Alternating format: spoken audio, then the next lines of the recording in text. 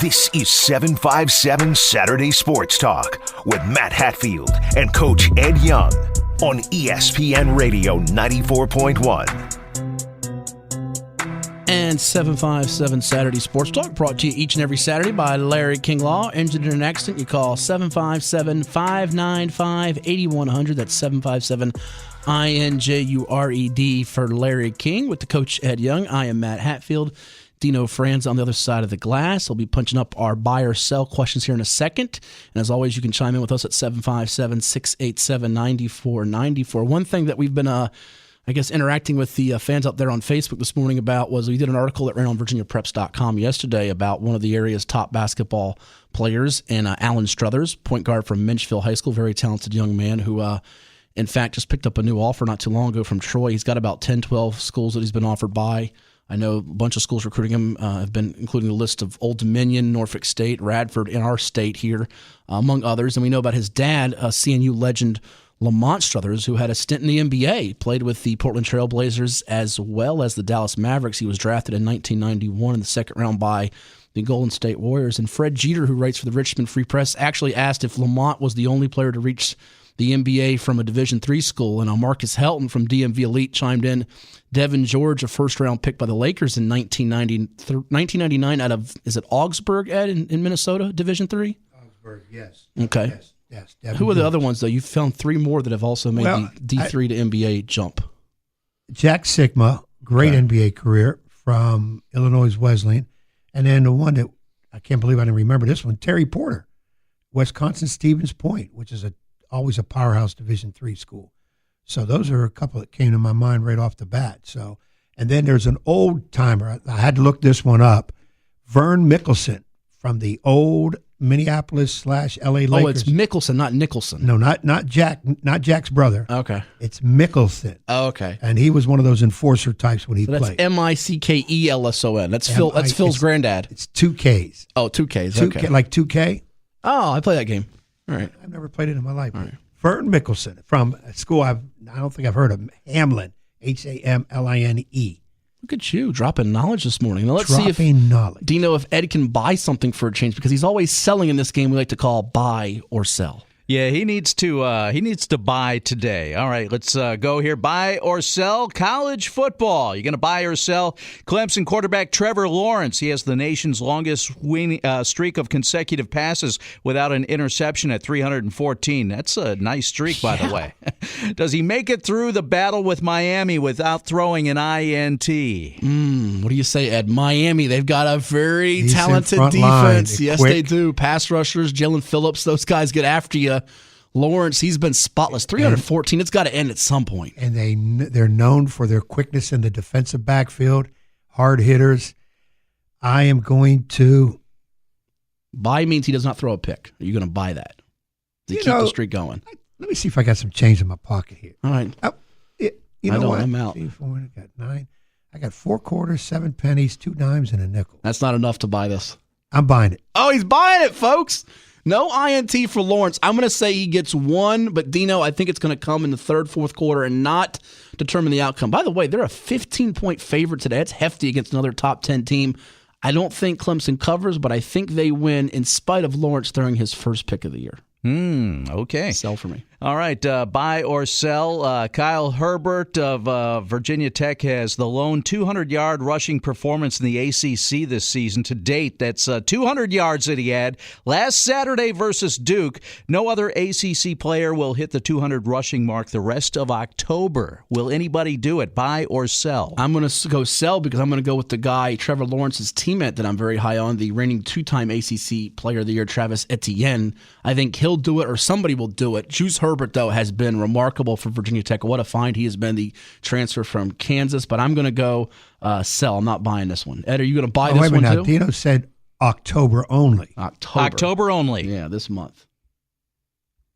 No, there's nobody going to do that. No. So you're going to buy it then? I'm going to buy it. Look again. at this. He's a spender today. Big spender. Young. I got me some loose change. I got me some coins. He's got that pocket full of change. 2 buys in a row. Now we're going to a local guy for the next one. Let's see if Ed buys this one, Dino. All right, buy or sell Marshall with linebacker Tavante Beckett out of Indian River High School. By the way, a guest on last week's show when I wasn't here. He returns to action for the first time since September 19th. Today, when the Thundering Herd take on Western Kentucky. Now, WKU quarterback Tyrrell Pigrome is just one of 3 quarterbacks in the country with at least 6 touchdowns and 0 interceptions. The other 2 playing tonight in the Clemson-Miami game. Are you buying or selling that the Marshall defense will intercept him not once, but twice? Ed, are you going to buy that? 2 picks of Pigrome. That's one of the best names. Pigrome. Come here, Pigrome. At quarterback for WKU. He's going to be under pressure. Beckett's going to bring some of that heat. The leading tackler in Conference pressure. USA, by the way. Oh, but he's going to throw 2 picks, not one. Not one, I'm real 2. confident with 1. Ah, Lord. I think he's selling, Dino. He sounds like he's a seller today. I'm going to sell that one. I'm going to disagree with you for the 3rd straight one. I'm buying it. I think he gets picked off twice in this game. I think the Marshall defense has the formula to make them one-dimensional, make Pigrome put it up in the air about 50, 60 times, and get 2 of those suckers. All right. Buy or sell. Kansas State has blocked its opponent's initial punt in 3 straight games. Pretty impressive there. According to stats, it's the first time an FBS team blocked a punt in the first 3 games of a season since Memphis did it back in 2012. But they'll make it 4 in a row with a blocked punt at TCU today. Will they make it 4 in a row? Ooh, buy or sell. Kansas State 4 straight games with a blocked punt. You know what? As much as I'd like to buy this, I'm going to sell it. TCU, Gary Patterson's teams are pretty well schooled on special teams. That's an incredible streak. You just said, first time in 8 years, I think it's going to come to an end today. Kansas State, I don't think they get that block punt today. I definitely don't think it's going to happen on the initial punt. I'm going to go sell on this one. No question, sell, but I think Kansas State wins. Oh, you're going with the Wildcats there. The Wildcats over at TCU, yeah. All right. What we got next? Georgia currently tops in the SEC in scoring defense, total defense, rushing defense, and pass defense. The Bulldogs will remain tops in each category after today's game against Tennessee. Do you buy or do you sell that? They're in all 4 categories, and Tennessee's moving the ball fairly well in the SEC. They don't have a shabby offense there. The Tennessee Volunteers, boy, that's tough. I mean, to look at the numbers a little bit further, I mean, Tennessee isn't exactly the most potent offense in the SEC. You think about the scoring offense right now is Alabama. You think about Kentucky's the number 1 rushing offense, although Tennessee's number 2 in rushing offense. I'm not so sure about that one. What do you think? I don't feel confident staying in all 4. Maybe a couple, but not all 4. You're going to go sell. I'm going to sell it. I'm going to sell too. He convinced me. All right, nobody buying that one. No. Our final one here, this will be the 10th meeting ever between Notre Dame and Florida State. FSU, the Seminoles lead the series 6-3. In the last encounter, Notre Dame won 42-13 in South Bend. That was 2 years ago in 2018. It was the most ever scored by Notre Dame in the series and the fewest scored by FSU in the series. One of those marks will be broken in this encounter. Do you buy or do you sell?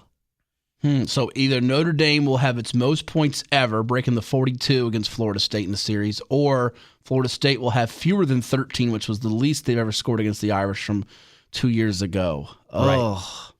You know what, Ed? I'm going to buy that. I think either Notre Dame goes nuts and scores it, or Florida State just cannot. Although I think with Jordan Travis, the new quarterback for them, who's very athletic and mobile, broke off a 60-plus yard run for a touchdown a year ago when he got in at QB against Boston College. I want to say it's a converted wide receiver. I think they can move the ball, although I'm not sure Florida State, even with all the athletes, will slow down Ian Book and that Irish offense. We know we got our guy Jeremiah Owusu, one of the best prospects in the upcoming draft at linebacker for the Notre Dame defense. I'm buying that one of those marks, either Notre Dame will eclipse 42 or Florida State will have less than 13 today. I'm selling because I think Florida State is at least in the 20s.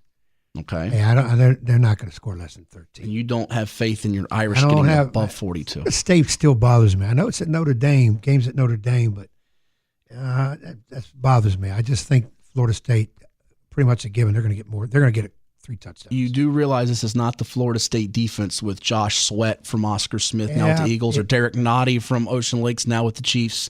They did struggle and only beat Jacksonville State 41-24. Jacksonville State, by the way, the alma mater of our good late great friend Terry Sasiski, by the way. People don't know that. The T-Man went to Jacksonville State. Is it Jacksonville State or Jacksonville? I wish I could ask if I can now, but I think it was Jacksonville State. Sure it's Jacksonville State? I'm like 62. Jacksonville State's I'm 62.38%. They are a Division 1 AA. And you graduate from one of them Jacksonville schools. Either Jacksonville's Jacksonville or Florida. Jacksonville State. Are they the same school or are they 2 different schools? No, it's 2 different schools. Okay. I think you went to Jacksonville State, I think, is in Alabama. Jacksonville, of course, is in Jacksonville, Florida. Well, then maybe I'm all confused. Yeah, You're thinking of Jackson State. Jackson State's, no, that's Mississippi. That's Mississippi. That's where Dion is. Yes, Okay. for at least 2 years. Prime time. For at least 2 years. Yeah, And by the way, they gave up probably. 52 to Miami. Miami's going to score points. I just fail to believe Florida State is that bad.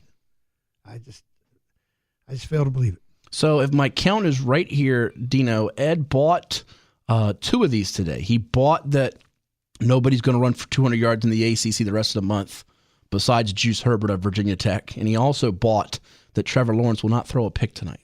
Right. Okay. There you have it. That is the buy or sell edition of 757 Saturday Sports Talk. And your unbeaten teams, by the way, if you're wondering, 4-0, SMU, SMU.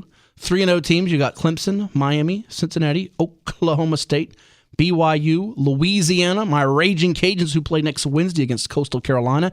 And we have Liberty in the state at undefeated 3-0. Alabama, Florida, Georgia, Notre Dame, UNC, Tennessee, Virginia Tech, and Marshall are your 2-0 FBS teams. And your 1-0 FBS teams, Air Force and FAU. So there you have it. College football comes your way in just under an hour. And we'll talk some more college football coming up with the play-by-play voice of the Virginia Tech Hokies. That is John Lazard right here on your home for sports. And it's Ed Young's favorite radio station. What is it? Oh, ESPN Radio 94.1.